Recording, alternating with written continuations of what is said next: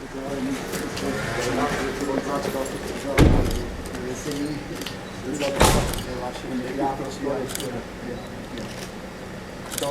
nekaj gore.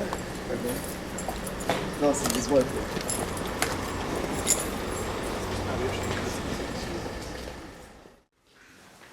Torej, kaj lahko nas povesijo o srečanju?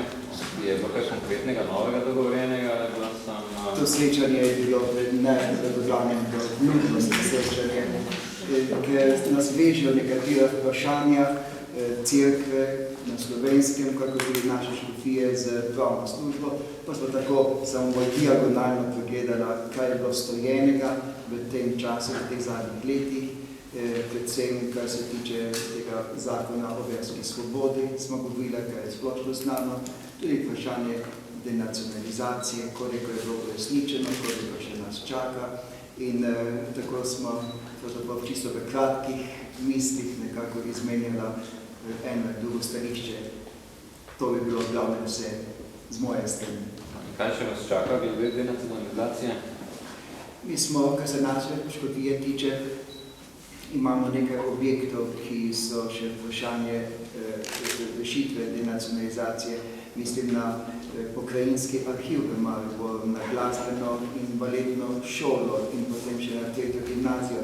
Vendar to so 3 stavbe, ki bodo postale predmet pogovora glede odškodnine, ne toliko vračanja v naravo. Zdaj vprašam, če ste mogoče se dogovorili za kakšno konkretno odškodnino do te 3 objekte ali še ne? Ne še. Stvar je v teku, tako da je razumljivo, da bo do tega prišlo. Dali smo samo nekako na znanje in v vednost, da smo pripravljeni na ta dialog, na ta govor o teh 3 zadevah glede odškodnine. Nekaj časa ste pričakovali tretjo gimnazijo vrnitev v naravi? Ja, ampak odkar smo dobili v Bansko 30 nazaj, potem nam druge stavbe niso toliko potrebne, ker nazadnje preveč stavb je tudi za nas breme kot takšno.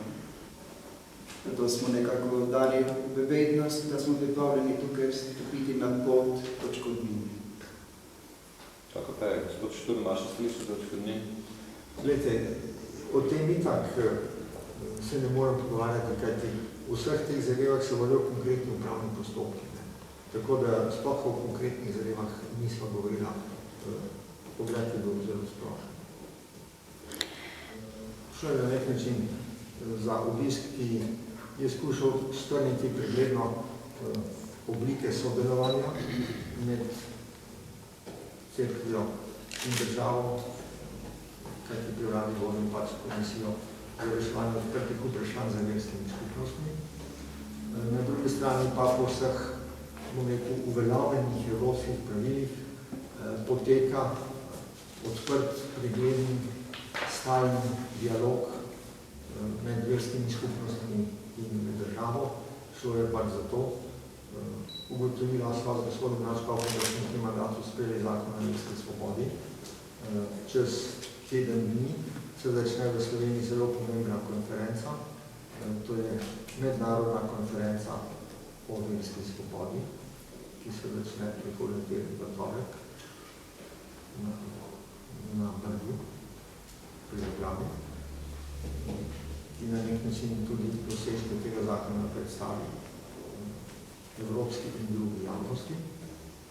In izmenila so tudi poglede, kot je že gospod Naškov povedal, tudi o vprašanjih tudi v zvezi z denacionalizacijo, ki so, kakor ste pravzaprav slišali, tako rekoč na tem območju zaključena. Obstaja kako aktualno odprto vprašanje? Vprašanja so vedno aktualna in odprta. Življenje vedno poraja nova vprašanja, ki jih je treba reševati.